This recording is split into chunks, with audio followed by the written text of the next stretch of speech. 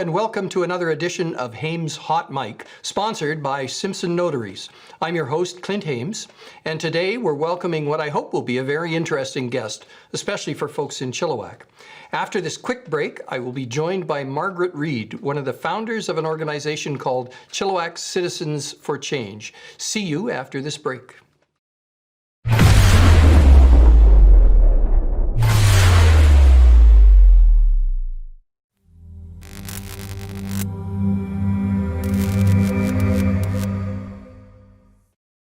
Welcome back. My guest is Margaret Reid. Margaret has lived in Chilliwack a majority of her life and is a founder and board member of the Chilliwack Citizens for Change. She also sits on the Chilliwack Pride Board, co-created the food hamper program Extra Fare, and is the president of the Downtown Chilliwack Market Society. Welcome, Margaret. Thank you for having me. You know, anybody that spends any time on social media in Chilliwack knows of a group that's called the Chilliwack Citizens for Change, and that group exists on Facebook and has done other things in the community. And I wanted to have you on as one of the founders of that program to talk about the organization and what it's doing, some of the initiatives that are ongoing. So can you tell us about Chilliwack Citizens for Change and how it started and what it actually is? Yeah, absolutely. So Chilliwack Citizens for Change is a Facebook group, and we have about 1.4 thousand members, but we are actually a registered society, a nonprofit society with a board. And so how it began was with the last municipal election. Kim Mallory and Amber Price decided that they wanted to raise engagement for progressive candidates for mayor and council, and just kind of raise civic involvement surrounding that election. So what they did was they created the group, which was kind of rallying behind voting in people with fresh and new ideas, particularly Sam Waddington, but it got a lot bigger than that. It got a lot into just learning about what all the candidates were about. With municipal politics, there is no party line, so one candidate you might agree with on one thing, and another you might agree with on something else. So we ran a speed date the candidate event where all of the trustee and council candidates were in one venue, which we can't imagine now in COVID times. But you got to sit face to face with them for a couple of minutes, and there was a gong and it would ring, and you got to rotate around and you got to have face to face time with all of those candidates. So that's really where it began. That was our first event. That was our first big community thing, our first gathering. And after the election, we really decided that we wanted to see it move forward past that. So yeah. So you've, from that point in time where it was a kind of a political action committee, if you will, it moved into developing some programs and initiatives in the community. Can you talk about what some of those programs and initiatives are? Yeah, so we went on to create a society with a board with kind of a couple trusted members and more active members. And then we developed individual committees for different topics. So we have an environment and climate change committee, and they do things like hold education events for the public. They discuss the pipeline, and it's really action focused, that sort of thing. We have a housing and affordability committee where we are talking about moving forward with citizen actions to encourage the city for the sorts of things we want to see. We have focus on inclusion. We also do things like civic engagement and municipal politics. So in the last election, we did use the group to highlight resources that would kind of let you know what each candidate was about, give opportunities to ask questions, things like that in the by-election. And then during COVID, at the very beginning of COVID, we saw kind of a need to get into the community and ease some of what we saw going on. So we developed a program called Community Cares, which is where we matched volunteers with individuals that were on lockdown in those early days when there was so much unknown. So their volunteer might bring prepaid supplies to them, pick things up from the pharmacy, things like that. So we matched quite a few people that way, and that kind of transitioned into the food hub that United Way was running for COVID response. And after that, we kind of started taking on more service-oriented projects like Extra Fare, the food hamper program. The downtown Chilliwack Market kind of got its start through CCFC, things like that. Tell me a little bit about the Extra Fare program. I know a number of people who are volunteers with that, and I think it's a program that needs to be talked about. Yeah, that one's dear to my heart. So I was actually working for United Way at the time, and I was in my role as a community builder, I was referring people to services. So they would give me a call and they'd say, I don't have food or things are tight. So I'd be referring them, and the fantastic people that were running the food hub, they would run into issues when somebody had an allergy or an intolerance, because they're feeding so many people and they're at their absolute limit of their resources. So I would get a call from somebody saying, oh, I have a wheat allergy or a dairy allergy. And none of the hampers were able to accommodate that. So I kind of went to my boss with United Way, and I kind of made the case, and we went to the Food Council because several CCFC members, we do sit on Chilliwack Healthier Communities, Poverty Reduction Task Force, things like that. So we kind of just kept escalating it, and finally we were given about $15,000 to start through government funding to prove our concept. So we got to actually create a hamper service where somebody, each week, if they have an allergy or an intolerance or a medical need, they actually get to fill out a form that they select their staples for the following week. And then we deliver it to their house on Tuesday mornings. So this is an extremely valuable service that's filling a need that nobody else in the community was able to fill. And we're working with local service providers just to catch those clients that they can't normally service. And so if somebody wanted to volunteer for that program, because I know you rely on volunteer drivers to deliver the hampers, who did they contact for something like that? Well, they could reach out to us by email. We currently do have enough drivers and enough hamper packers. We're actually moving locations right now. The YMCA has been very gracious in giving us their space, but they are reopening, so we're moving into a different space this week. But you can always email us. I believe it's I'd have to look up the email. Tell you what we'll do is we'll print it on the bottom of the screen. Yeah. When this goes to air, there'll be an email on the screen that will say where people It'll come to me the minute the camera comes off. That's great. So you also talked about the market, the Chilliwack market. How was CCC, Chilliwack Citizens for Change, involved in the development of that market? Well, the initial conversations kind of happened there. So the beautiful thing about Chilliwack Citizens for Change, it's a progressive meeting ground for people from all walks of life.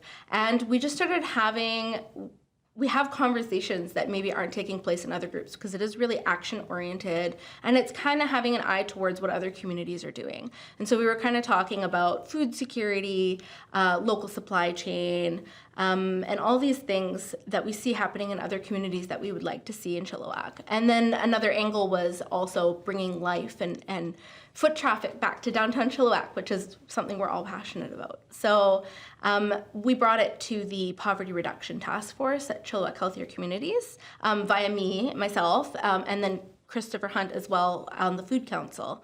And we kind of really got it going with Sabine Mendez. And so it really, the seeds of the idea and the passion and the food security angle, that all came from the discussions that were happening in Chilliwack Citizens for Change. And just a lot of resources from people with experience that were able to tell us what they had done in previous years or in different communities, why past markets hadn't worked, things like that. So now there's an active market. It's on Sundays, I believe, downtown. If 10 to somebody 2. wants to get involved in that market, what are the parameters around what you're looking for in terms of vendors? Oh, the vendors have to make, bake, or grow the items themselves because we are a registered BCAFM market. We do receive the food nutrition coupon program from the government and through BCAFM. It's very important to our market. So we have to maintain a pretty strict standard.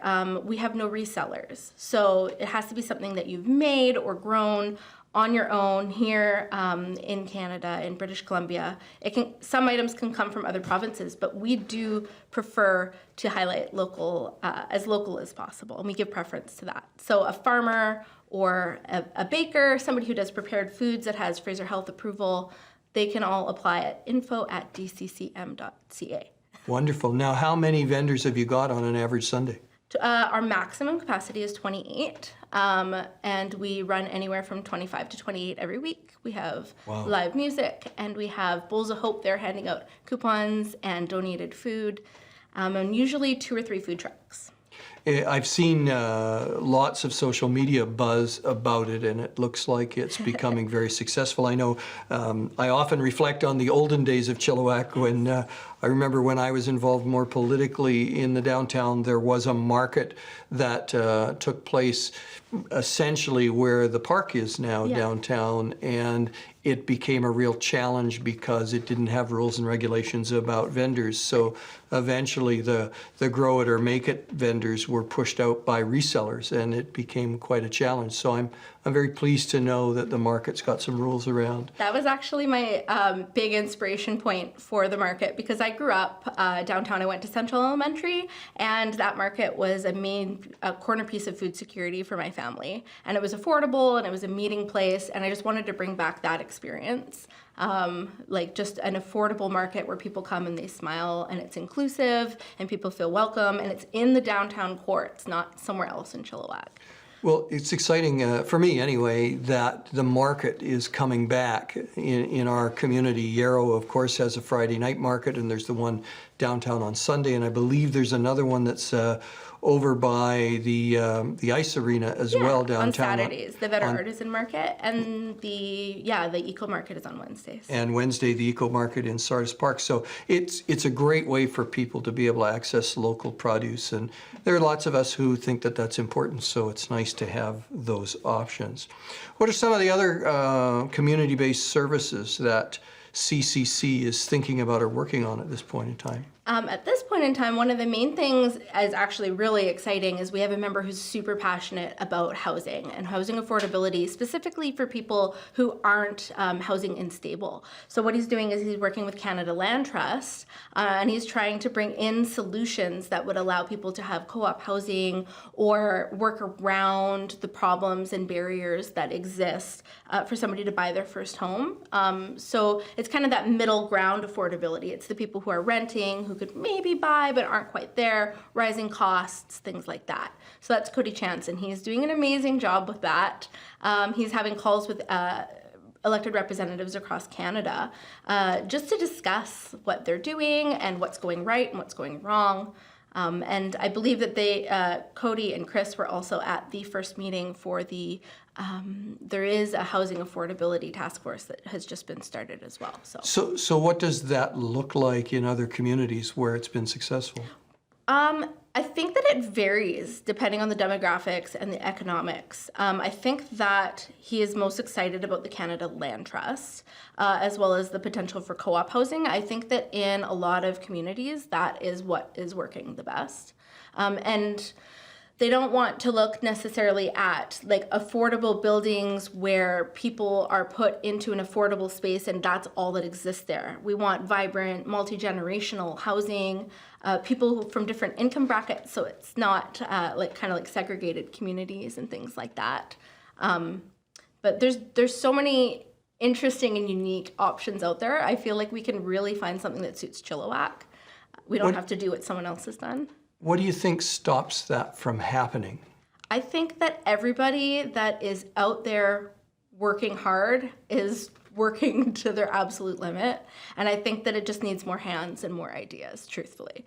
So that you don't see any barriers or any resistance in the community to those kinds of housing options. Simply put, you just need more bodies on the ground to push the idea? I think that there are barriers because people can't necessarily picture what it would look like. And I think the general public sometimes can have a little bit of a, well, I did it, why can't you? And then, of course, there's people who don't feel that you should be assisting people who can't do it on their own, and just general resistance to new ideas. So there are barriers, but I just find that when you have conversations from a passionate and informed perspective, like anybody who sits down with Cody and has that conversation, I'm not as informed as he is, but anybody who sits and has that conversation comes away with a new understanding of why it's good for a community, why it builds vibrant communities, and why the options benefit everybody.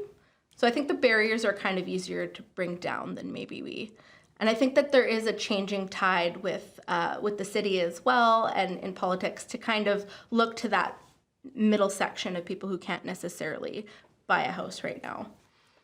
So the name of the organization implies that there are things that you feel need to change in Chilliwack. You're not the Chilliwack Citizens for making things better, you're the Chilliwack Citizens for change. So that would imply there's some things that you feel need changing, that aren't good the way they are.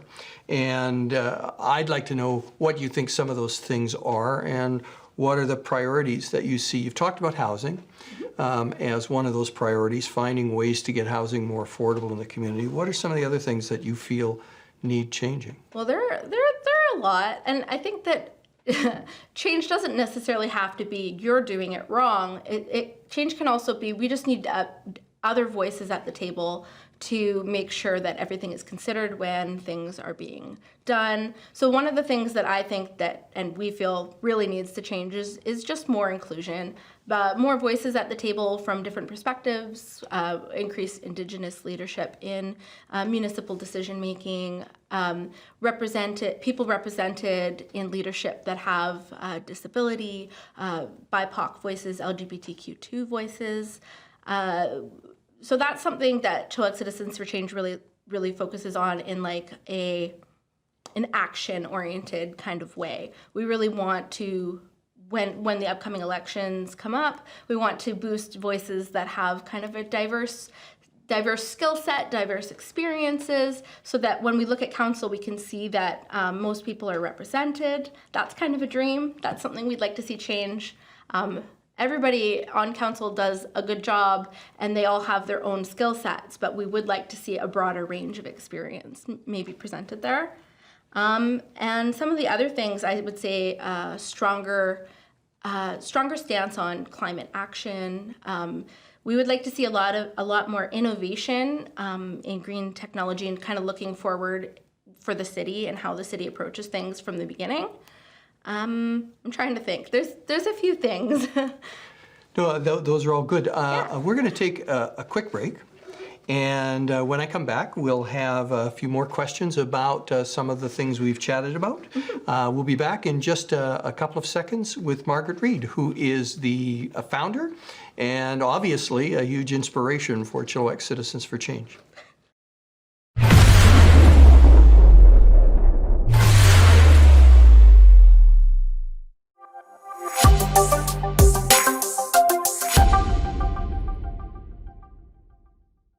Welcome back, everyone. My guest is Margaret Reid. We're talking about Chilliwack Citizens for Change and changes that she believes will make a positive difference in the community. Margaret, I just want to kind of step back a bit and talk about the organization. You mentioned that it's a nonprofit society. That means it has a board of directors, and that would also mean that you have members in that society. How does somebody become a member of Chilliwack Citizens for Change? Well, the membership at this point is mostly just people that have shown a passion and interest and have shown a dedication to the work. So we keep the membership fairly small. I think that in the future, that's probably something that might change.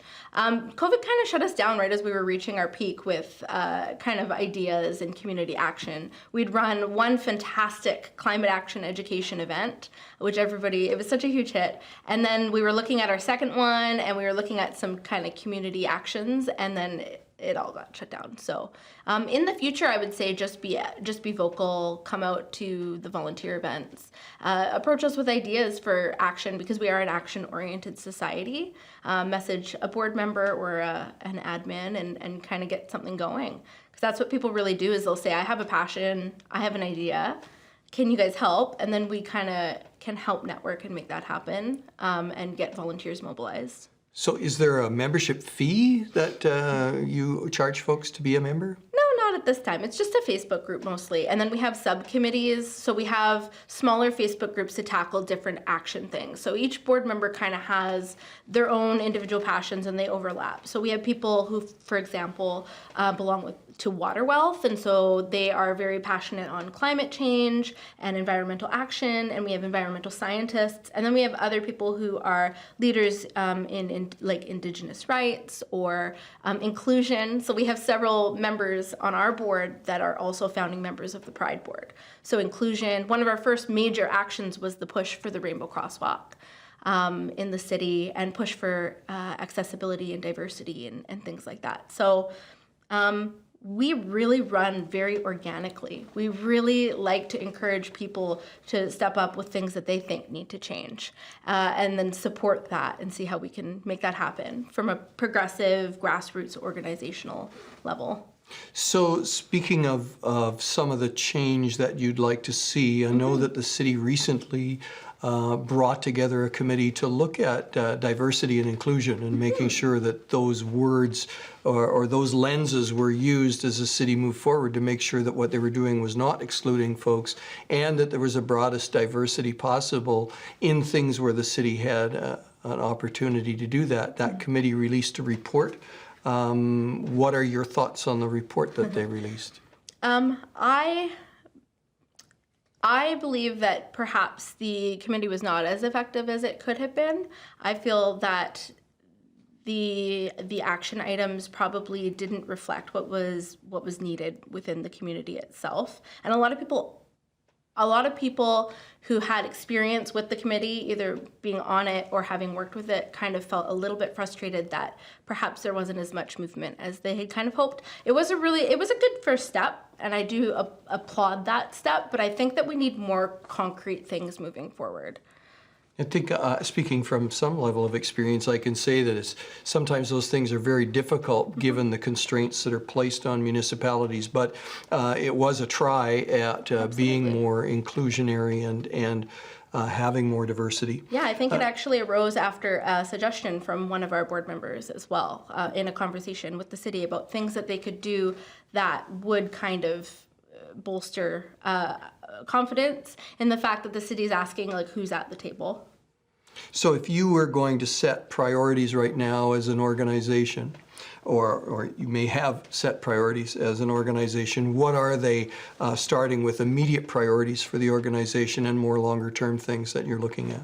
Right. I would say that we do have a lens on food security just through extra fare in the market. I think that that's something that's more action-oriented and it's ongoing. So that's current. But housing is something that's a big passion right now, and it's something that we really, really want to work with local groups and local developers in the city on positive actions. We became really involved with, the city did a fantastic job with the Rowett Avenue and the Travelodge, and just kind of getting all these solutions on the run that meet people where they are, and they allow organizations that know what they're doing to kind of work with those populations. So we really got behind the city and encouraged people to write letters and show up to support at council and things like that. So housing affordability, housing inclusion, and climate action is another one, and I'm not as well versed in that one because I'm not part of that subcommittee, but I know that they would like the city to declare a climate emergency, and then there are some concrete action items that they have approached the city with. And actually, after a meeting with the mayor, the city's climate action plan did become more comprehensive, and we have seen a lot of movement on that front. So it's been pretty good. As I understand it, they do have a pretty comprehensive climate action plan as a city. I'm not, I guess, declaring an emergency is fairly dramatic, and that gets some headlines, but what we want is outcomes, I suppose. That's a citizen-led kind of initiative, and that's from somebody that approached the group and said, like, this is something I'd like to see happen. And so we're saying, okay, what can we do to make that happen? And what do you think that will help with in the long run? So it's a citizen-led kind of grassroots thing, which is kind of cool. So I'm getting a sense as we talk that moving forward the group is going to be active as a political action committee, not necessarily aligned with an existing political party, but clearly you've used the word progressive a number of times, which leads people in a particular political direction. Mm-hmm. Is that where you see the organization moving, say, for the next municipal organization to endorsing candidates or in fact running candidates in the next municipal election? Absolutely. So we have a kind of a rule that in federal and provincial politics, we will endorse any progressive candidate. So we will allow them to answer questions and things like that. We don't boost a party officially. Everybody in there kind of has their own leanings, and we respect that. For municipal elections, in the past, we did actually release a progressive slate. So we asked questions and vetted them, and kind of, I probably shouldn't use the word slate because it wasn't an official, we're not like a registered slate or anything along those lines. But we did ask questions and we did release the answers, and we do openly discuss who we believe is a progressive candidate and where their strengths and where their weaknesses lie. And we absolutely will be doing that in the upcoming municipal election. There are members in our group who will likely eventually run for some level of civic politics, but I think the main thing, and what Chilliwack Citizens for Change kind of grew out of, and what the ultimate goal is, civic engagement. So it's not necessarily that we're creating political leaders.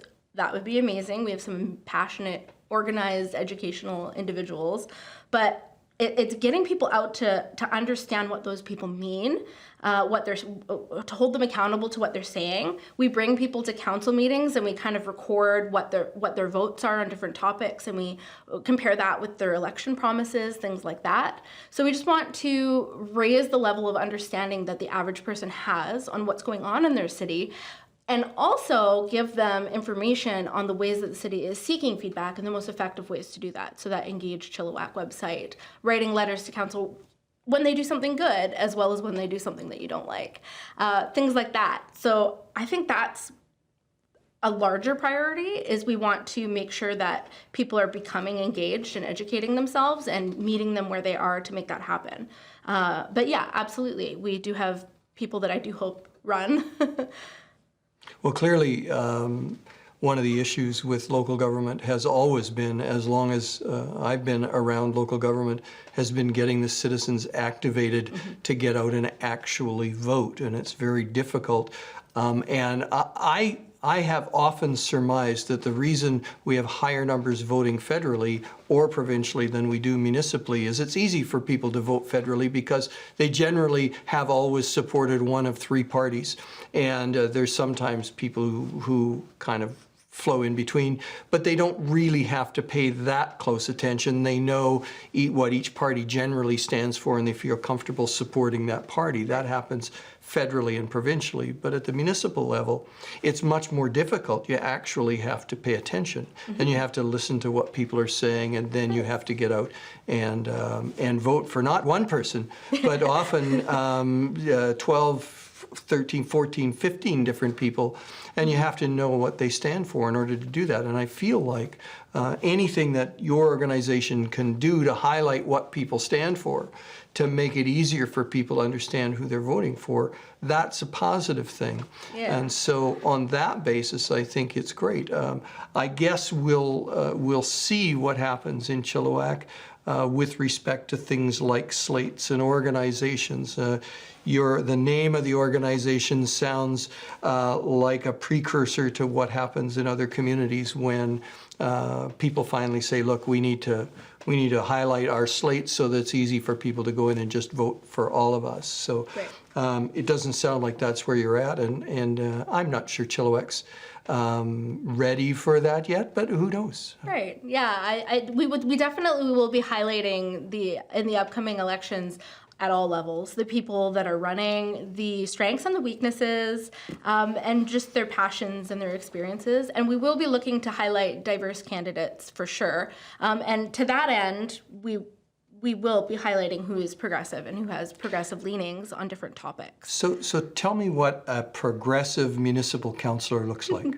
A progressive municipal councillor, that's a really complicated question because like you said, I think with a political party, it's easier to categorize, like they have to follow the party line on things. Yeah. And we have some amazing councillors that have some fantastic experience in one way or another. The word progressive it means different things to different people. But I know for me, I would say the inherent dignity and respect for the LGBTQ plus community, as well as somebody that is invested in inclusion and diversity, but not in a tokenary kind of way. Somebody that is looking to actually speak with impacted communities and move forward with that. Indigenous rights. We want to move forward as a community with that.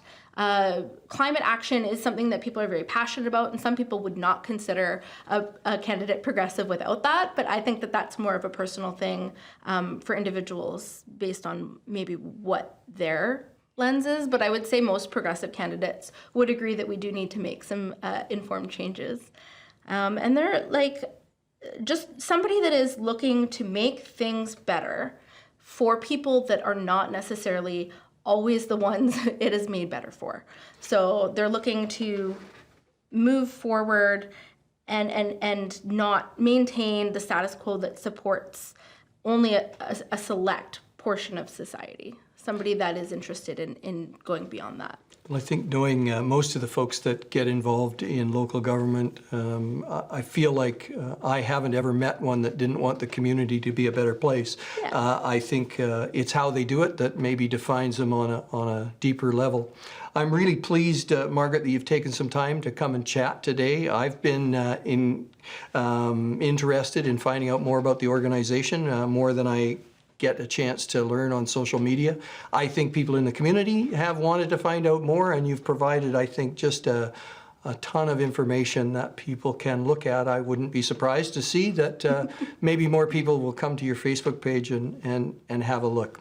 Yeah, My absolutely. guest today was Margaret Reid, who is a founding member of Chilliwack Citizens for Change, a group that wants to change our community for the better.